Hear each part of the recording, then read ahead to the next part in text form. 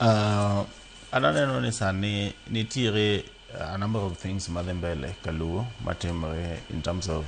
development. To pod anyalo mana kwayo jotendwa mantie sani nitiere opportunity because we just went through financial year 2027 2026 mane gi time parliament the other time. Kanitiere gik moko ke supplementary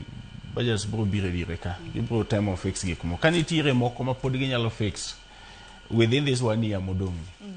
mondo obi kaluo to mane wanyalo kwayo mondo gitim nikech kato bedo ni wadhi support sirikal ne kendo wageno ni wadhi loso sirikal manyien to samo jo mantiere kuonde magintie sani samo nyalo changes nyalo timbre, you never know nikech it is the prerogative of the elected president to now form a cabinet to nyalo appoint jomopogopo kata nyalo interchange gi kuro kapono ni jowa mantie sirikal sani kaka John Mbadi Opiyo Wandayi nitiere gik the stretch ma pod ginyalo dhi ka gikonyore gi atandi kasto our leaders gi miyo gi backup to gitem gimoro ma pod nyalo dhi kaluo sani to dhi kaluo an dongruok mar Luo nation emo nyalo wacho sani kendo manyalo morowa to kata mana leaders wa bende ma are in the devolved units, that is the county government. Giteme governors wa giteme resources matin magiyudo recurrent expenditure ubede ma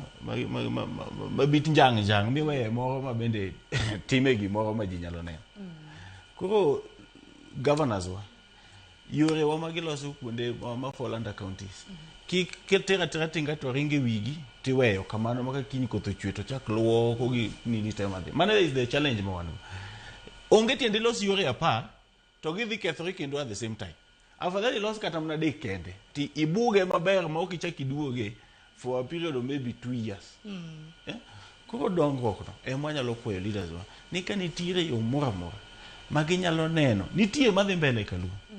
lakini kanitie maginyalo yudo kendo mondo gichak gimedi gikete then mogik ang'eyo ni we have senior leaders machalo kaka Professor Nyong'o has had a very long history with Governor James Orengo. I believe ni the party leadership gijo moyergi they can tax Nyong'o to engage Jim Orengo okapar ni duogo Jim Orengo sha wakanyalo tamre because they have had a history together. Then kuko leaders wa matino tino machalo nyawangaya gini manyocha ko gine governor wa chikedo chairman ma party gembe giwe uwe mageke kata gine samoro gipim words magiwacho samoro ngato nyalo gombo duogo together lakini Raila ne wacho gani wache ma ibede gi limit ma kiny ku rade mesa to podu nyalo mosoru okay the extreme siasa is not enmity siasa is should to be exchange of ideas yeah kuko leaders wa matindo within the party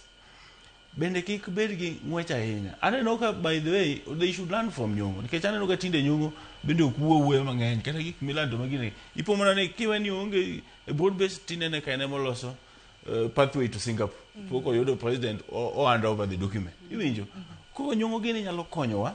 mondo gi mediate between these teams factions mondo waduog together as a community then we move forward as a community mane manyalo bedo erona kata gombona ka wadhi mbele Sharon, wi wach ma wakili wacho